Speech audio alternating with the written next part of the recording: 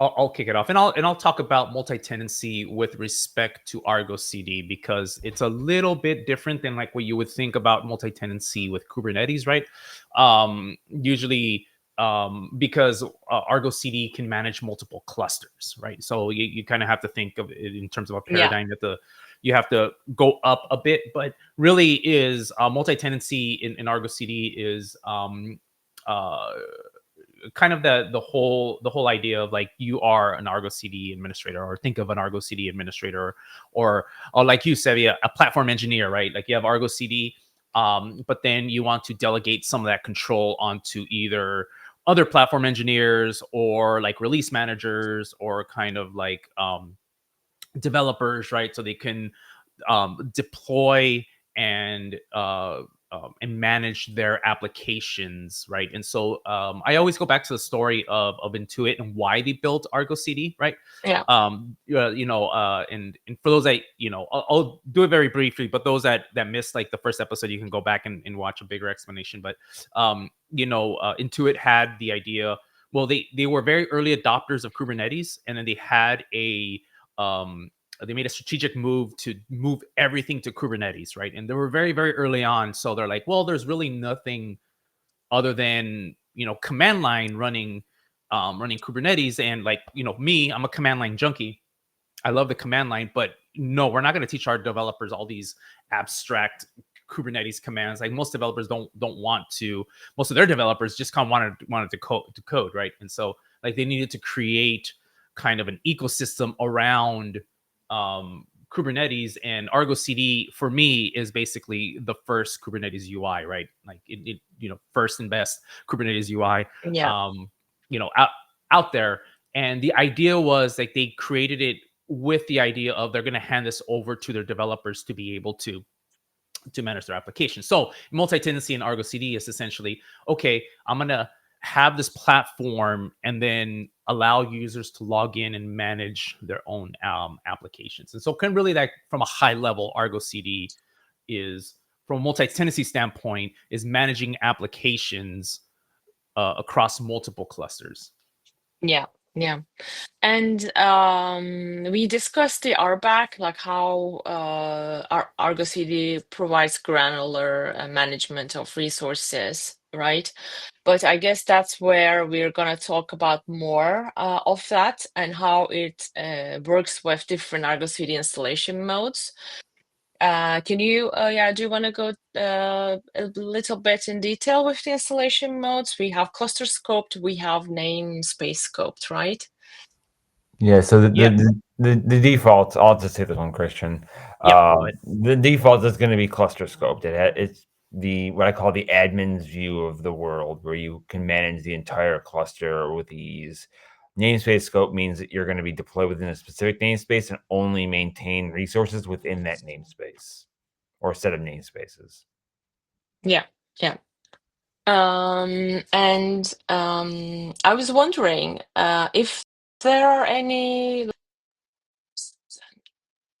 ways to manage in between. Like, for example, you still support multi-tenancy as a platform team, but also you let people own their clusters, and maybe having two different flavors, like, would that be possible? There is a limitation of namespace scope, which means basically you cannot manage cluster level resources. They really lock you down to specific names. But you have to have both in separate, I guess, Argo CD definitions and projects. Correct. You'd have two different and that's actually a typical pattern we see, especially in enterprises. You're going to have a platform team, an infrastructure team, that manages the Kubernetes cluster. They're the ones who are going to deploy the cluster level resource, and then you're going to be able to kind of dole out the namespace scope resources to your app teams. Yeah. Matt has a question here. Would namespace scope make sense for a team of devs who are limited to one namespace so they can manage their own resources without needing access to all namespaces or cluster scope? You're dead on correct. That's the exact use case. Yeah. And how should we manage cluster scope? Like, what are the advantages and disadvantages, like in the cluster scope context?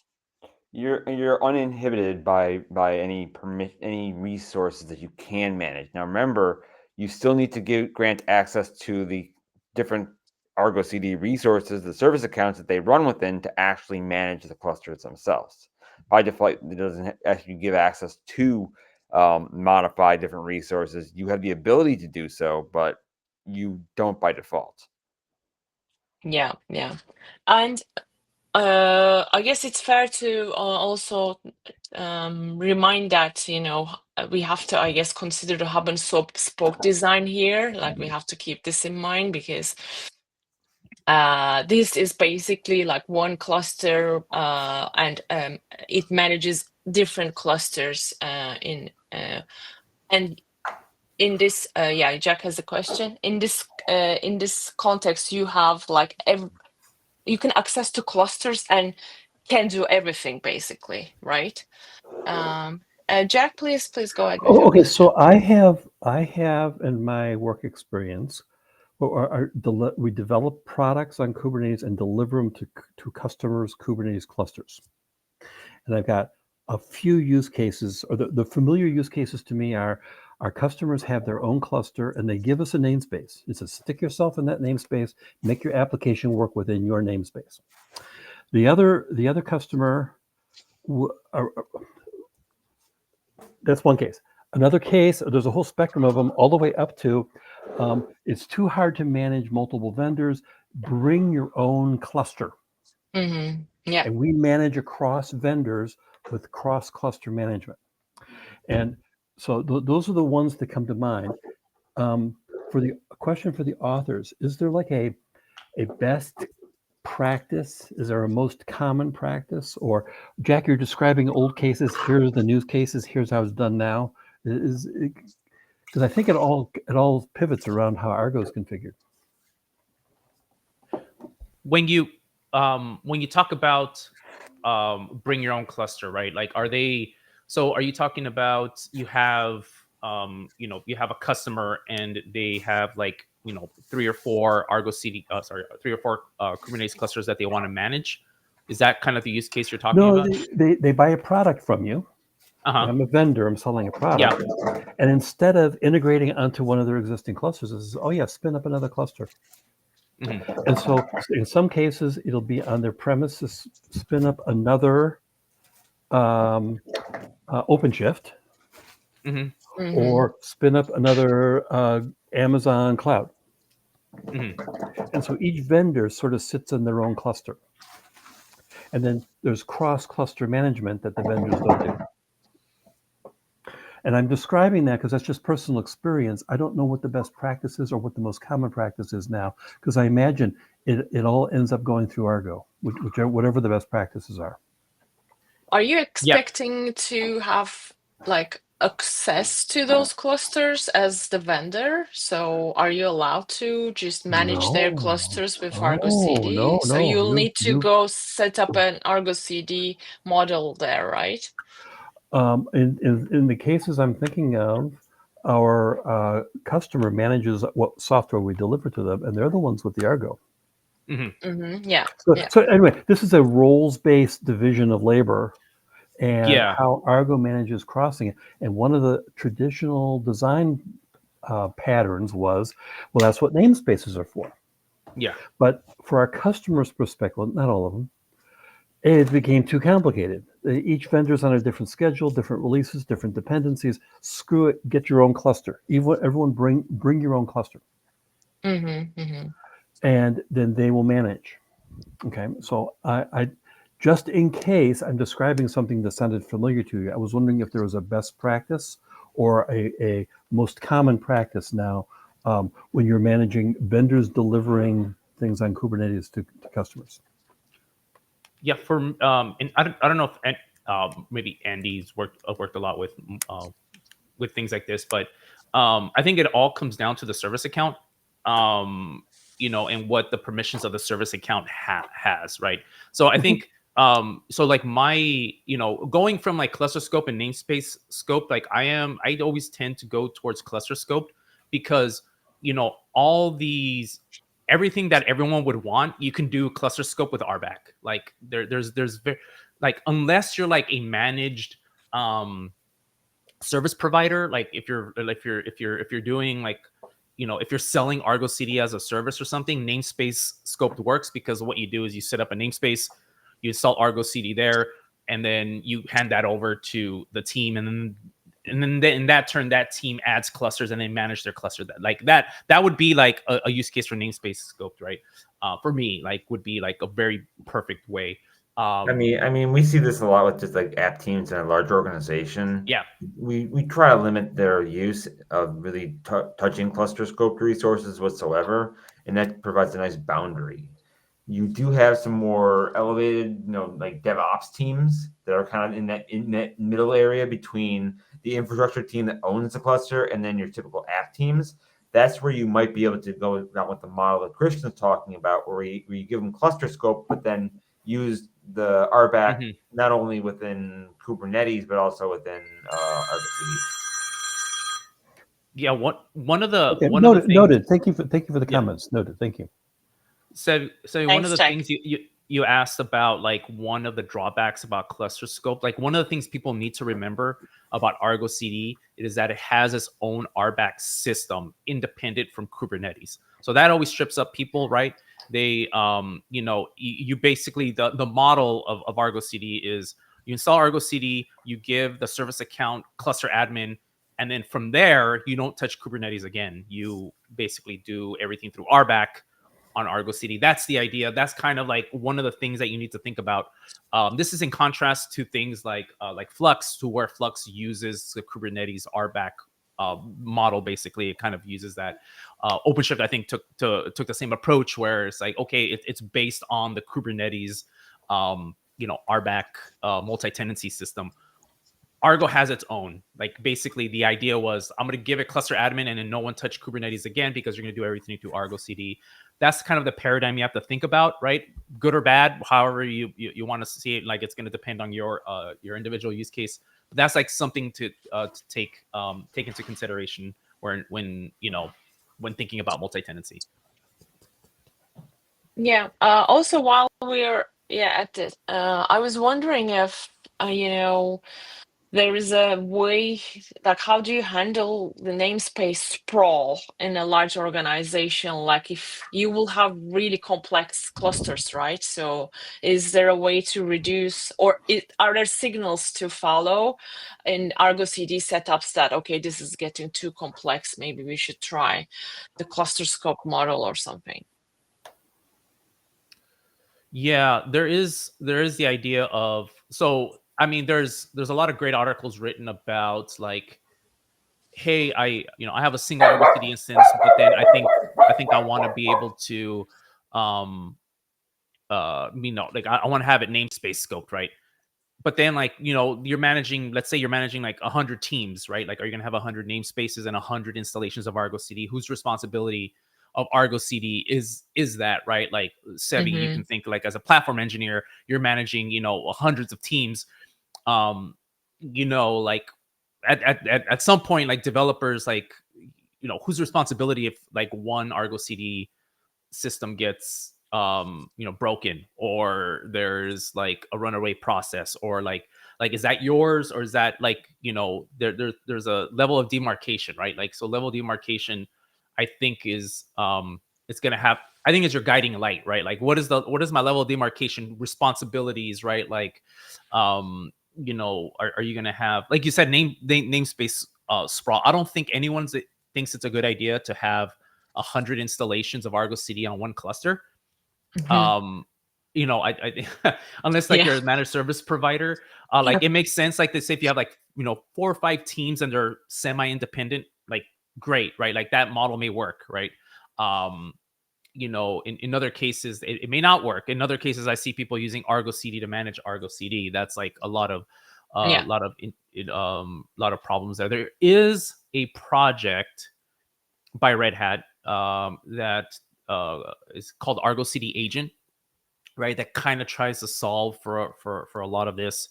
I think I don't think we talk about it in the book because it's relatively new. No, it's not even out yet. It comes out soon. Yeah. Yeah. Argo CD agent, you said, right? Yeah. It basically inverts the model. It inverts the model where you no longer have a full like Argo CD on tenant, we're talking about, remote clusters. You're basically putting this little agent and it's managing the lifecycle within the cluster itself. It's kind of the model that I think Christian and myself both like adopting, is basically putting Argo local to the cluster and then having it manage itself versus having to have Argo remotely connect to these instances. We also have a question from Stanimir. How is Argo CD RBAC compared to Kubernetes native RBAC? Oh yeah, Argo CD's RBAC is based on, go ahead, please. Yeah, so Argo RBAC is based on Casbin. So if you look at that documentation, you'll see how different it is. It wasn't basically they looked for a Golang library that can do RBAC, and that was like the most popular one at the time. And then surprise surprise, now we have tech debt, and like that's basically how it's managed now. Okay. Anything about this? Like when you said tech debt, I just was wondering how it is going. Yeah. I mean, for me, it's a second language. Like I'm like, but I, like for people who work with Argo all day, every day, it's like, it's a second language now, but then now, but first looking at it, it's a little confusing. Yeah. Okay. Yeah, I dropped the link as in the doc as well, folks, if you just want to take a look. And let me just go back to the book. Wait. Yeah. And then comes the projects, right? And this is a very powerful concept that Argo CD has, and it lets you, with all these cluster scoping, namespace scoping, and RBAC, it now lets you create, I think, great gatekeeping around what a project has and what it should have, and like how to manage all the repositories and cluster level permissions and etc. Do you want to go into the project concept a little bit? Yeah. So project is basically a collection of Argo CD resources that you can apply policies against, or RBAC policies against, right? So it's like, I'm going to create a project, they call it an app project, right? But shorthand, we'll just call it a project. The Argo CD project is basically, like, what what resources am I allowed to not only to deploy, but where I can deploy to, and what namespaces I can deploy to. You can also do things like allow and deny, basically blacklist, whitelist certain resources. You can scope down to the destination namespaces, so like or the destination cluster, right?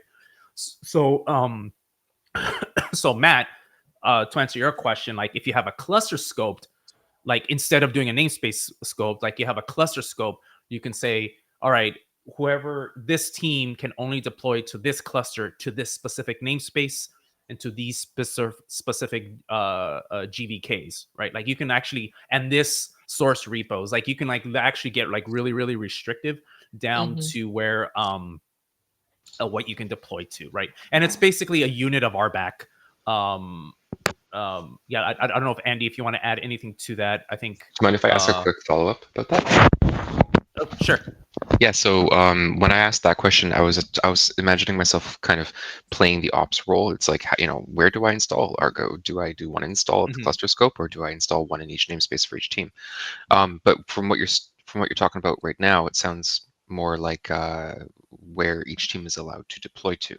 So are you talking about like when they're deploying to the same cluster that Argo is installed to, or to different clusters? So there are a couple different models that we go down. So one, if we're looking at cluster scope Argo, we throw that typically in the Argo CD namespace by default. And then if you want to go in and deploy other clusters, other Argo CD instances for your developers, you typically want to host it in like its primary namespace.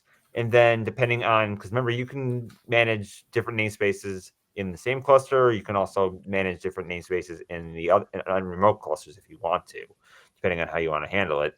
You then go ahead and just deploy it, and it really comes down to an organizational decision of what namespace it goes in. In many cases, some of my larger customers, there's like a CI namespace or a GitOps namespace they throw it in, and then it can then manage resources from there, and then manage like dev, prod, stage, etc. That's cool. For more context, I used to use Argo CD at work about 6 years ago. I was not on the ops team back then, and somebody else had set it up for me. It was a black box that was awesome when it worked and horrible when it didn't. So I'm just trying to like learn more about it at this point, diving back in. There's a lot that has happened since then, right? Yeah, that's what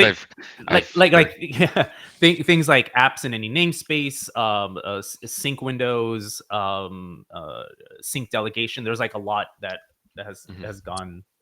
So we used to use the pattern where it was a one cluster that just had Argo, and then everything that was being deployed lived in its own target cluster. But nowadays, the pattern I've come around to more is like when clusters are capable of keeping themselves healthy, right? So I think it makes more sense to like have things like Argo installed in the target clusters. But I'm open-minded. I'm just seeing what it's like now. Cool. Also, we have a default project, which actually, is, if you don't specify anything, everything is deployed in a default project, right? And we can't get rid of it, but we can lock it down for new users of Argo CD, so that they don't end up in default project. Which I recommend. I basically recommend locking down default. Like, is basically the first thing I do. Is in a production setting, I just lock down default. No one can deploy to it. And then you create individual projects for things, like even for administrative things. Yeah, and then in the resource management section, we can now actually look at how to allow and deny,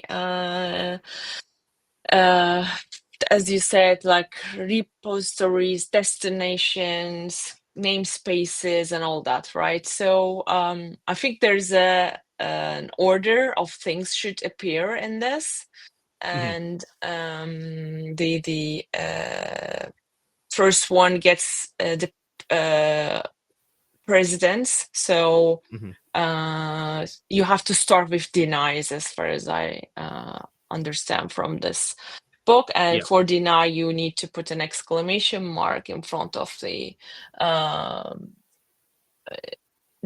resource itself, like if it's a namespace or a server. Go ahead. I'll say, I think generally, because there's people that do. There's like many ways you can do this. I always recommend people pick one. Either you're denying specific things, or you're allowing specific things, because the one thing that trips people up is that you can't deny all. Like that, like in the context of Argo CD, that doesn't make sense, right? You need to like. So you can't have like exclamation mark and asterisk. Yeah, exactly. It's like there's like if you're doing a deny, there's an implicit allow, if that makes sense. Or like backwards, like so vice versa. So whatever makes sense to you.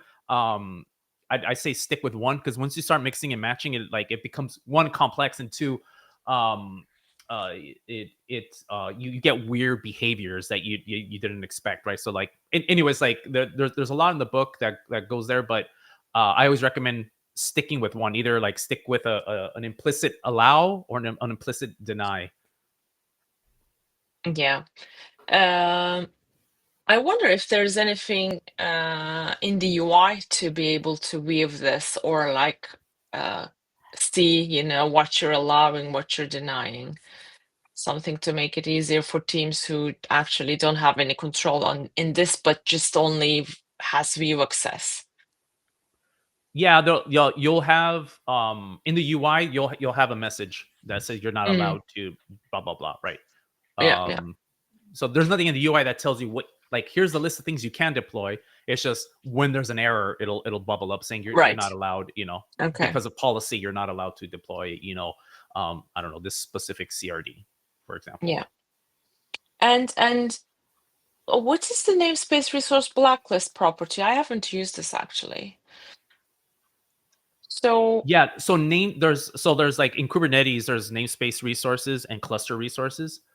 So what you're saying is namespace resource blacklist. So you're saying in this particular example here, you're saying don't allow people to deploy or resource quota, limit ranges, or network policies.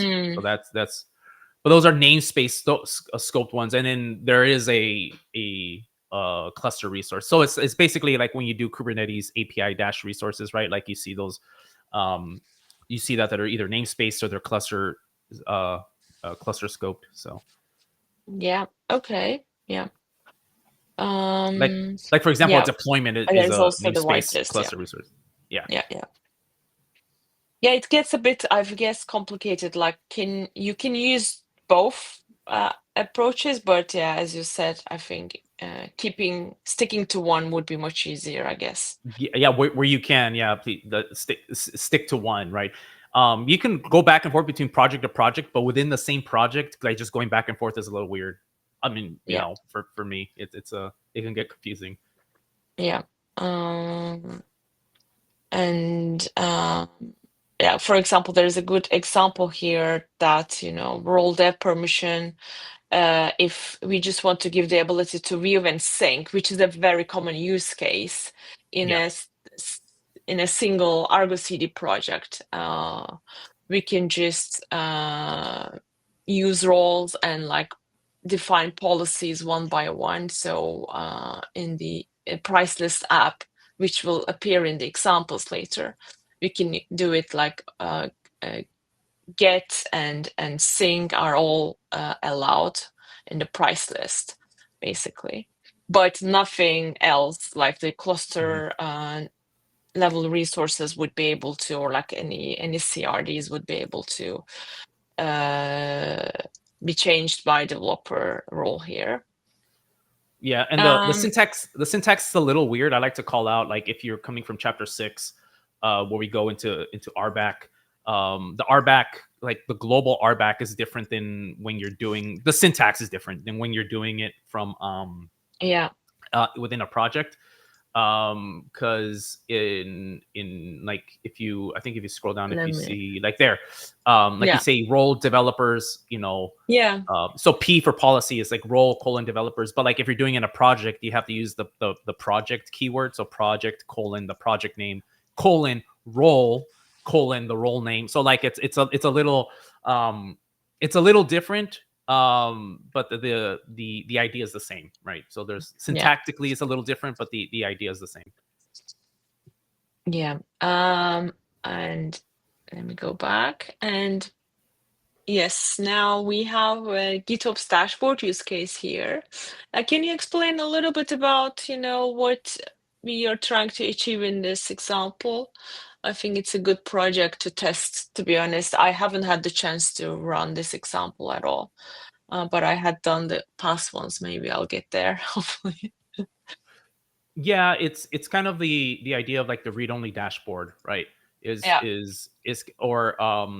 gave, you as a platform engineer, you deploy an application, and you maybe want to grant them the ability to view the application or to like sync the application if it's out of sync, right? But like maybe nothing else, right? So like kind of like a what I call a GitOps dashboard, right? Like, as a developer, I look at the dashboard. All right, cool. Like I make a change. I'm like, oh, okay, let me just click sync, but I can't delete it, right? I can't make, edits or updates or things like that, right? Like I'm forced to use Git to make any changes. So you have a dashboard to see, triage and things like that. But in order to make changes, it forces them to go through Git because everything's in Git. So that's kind of like the use case is like, oh, let's create a GitOps dashboard where we have to drive users to use Git in order to make changes.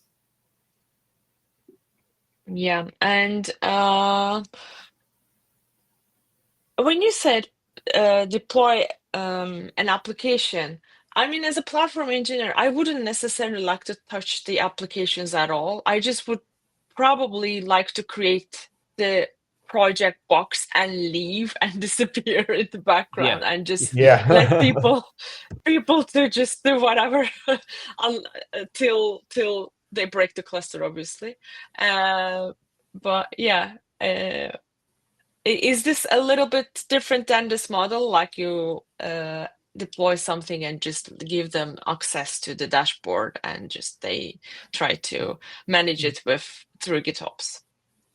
That's the example. The second one you said is what we go through here. Yeah. Okay. Cool. And we have an API and front end. Just a tiny feedback, or maybe it's an O'Reilly thing. I can't seem to find the links to the projects easily here in this book. Usually you see them in reference section at the end of every chapter. Oh, yeah, interesting. Yeah, I just can't seem to go to the examples at all. Like these also don't refer to the links.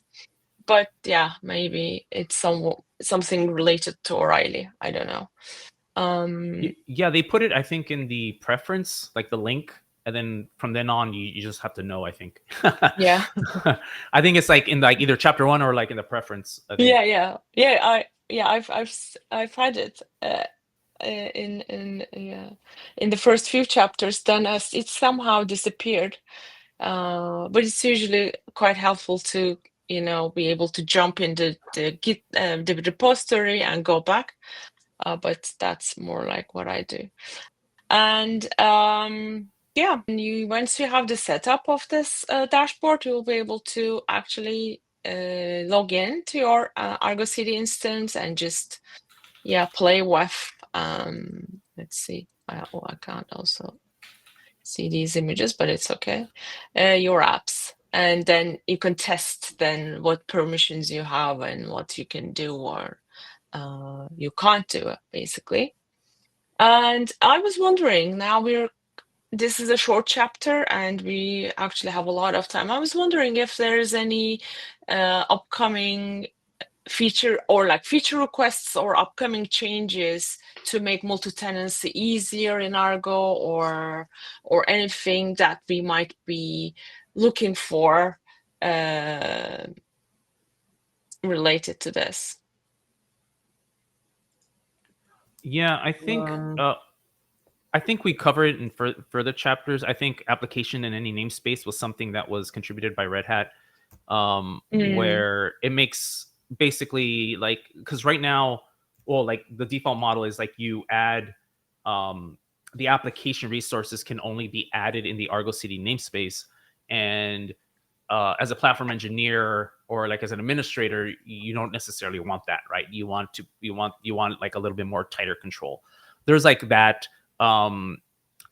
There's also a sync impersonation that I think is like probably one of my favorite ones, where the sync operation happens as a specified service account. So prior to that, all sync operations was handled by the Argo CD service account, which had cluster admin. So that was kind of that was kind of like an attack vector.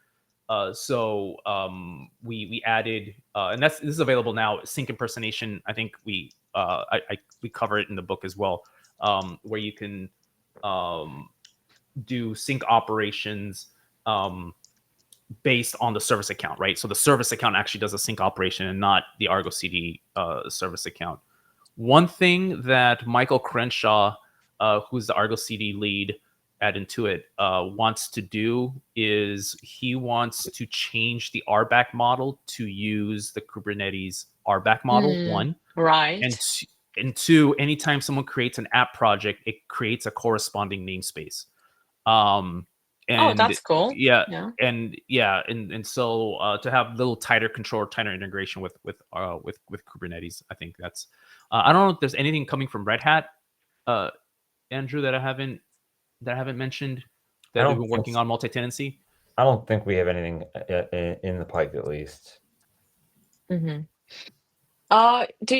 you know, this is actually one of the harder concepts to implement when you are, starting the multi-tenancy, or like in a huge company, you're building a platform and you're just only starting. So I'm really surprised that this chapter is like really straightforward, like really easy to grasp. But before, Jack, you ask your question, I was wondering if I might be missing any questions related to, bottlenecks in multi-tenancy that people might face later, or anything that might need attention early on when you build a multi-tenant environment. Yeah, so I think when you're building a multi-tenant environment, and Andy goes through this, I think when we do this, the next chapter, which is Andy's favorite, I think a lot. Yeah, I think a lot of it has to do with who your authentication provider is, right? And you almost have to model your Argo CD. It how you model your SSO, right? Your authentication authorization. Whether you're using like Okta, or whether you're using like LDAP, whether you're using whatever you're using on the back end, groups and users and things like that. That's going to come through into Argo CD. So Argo CD is kind of hands off in terms of like creating. You can create users, but like assigning users to groups, right? Like it basically just kind of slurps in what you have in your authentication provider, right? Your SSO provider, and those group mappings come along with it. So a lot of it. So you just kind of have to like start thinking about it from that angle as well, right? Like not just like Argo CD, but also like, how am I obtaining the users, and how are those group mappings happening? I think that's very important. Yeah. Yeah, that's a great point. And Jack, do you want to? Yeah. Oh yeah, I wanted to make sure you got through all of your material before I start asking questions. So, and my dog is, at least for a while, out of the room. So no worries about the dog. I was joking. The dog is crazy. Okay, so in the world of multi-tenancy, when you ask the question purely multi-tenancy, and I forget that Argo is part of the conversation, I have multi-tenancy problems when I have to live with someone who wants to do service mesh differently. I have multi-tenancy problems when I want to live when I'm sharing a cluster with someone who has different requirements for interfaces.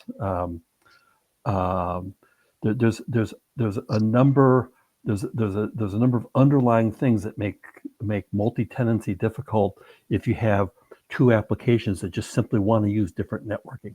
And so that's what comes to mind sometimes when you have to split across multiple clusters, and the value of having Argo sort of being an umbrella across both.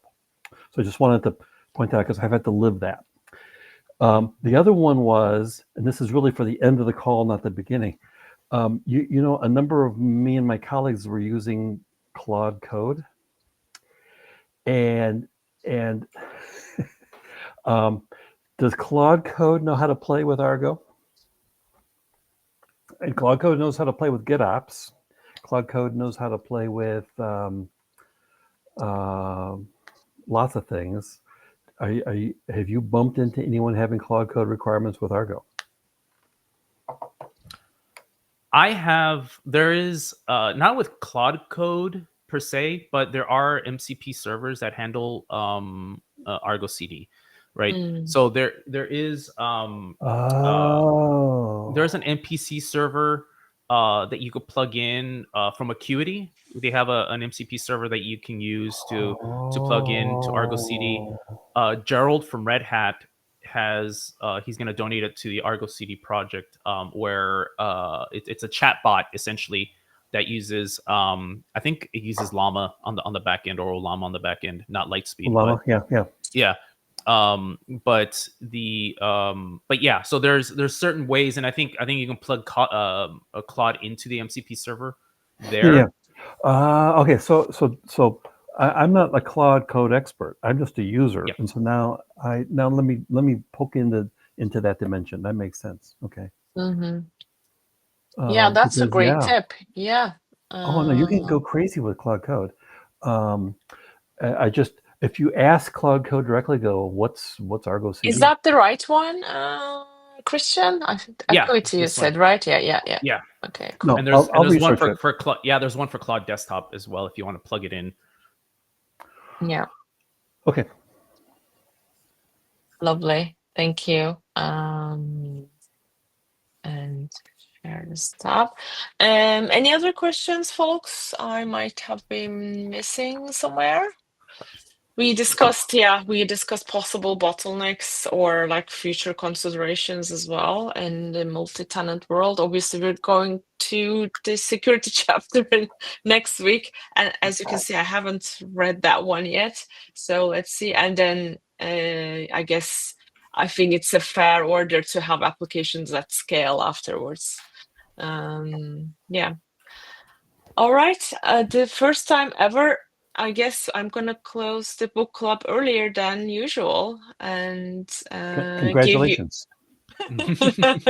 We never managed to go through one chapter in time, and as a facilitator, I mean, as someone who has to facilitate quite often, I would like to just tap us on the shoulder. All right, and you have your 13 minutes back in your life to just chill and read the next chapter and think about the next week. Yeah. Start reading the next chapter now, this is Andy's favorite chapter. Yeah, it's a long one. Yeah, it's a long one, but it's a really, really good one. I actually refer back to it a lot. Yeah. Okay. So please do start reading security, and we'll be seeing you next week, everybody. Thanks for joining us in the book club, and have a great week and weekend. Cheers. Awesome. Cheers, everyone. Bye. Cheers.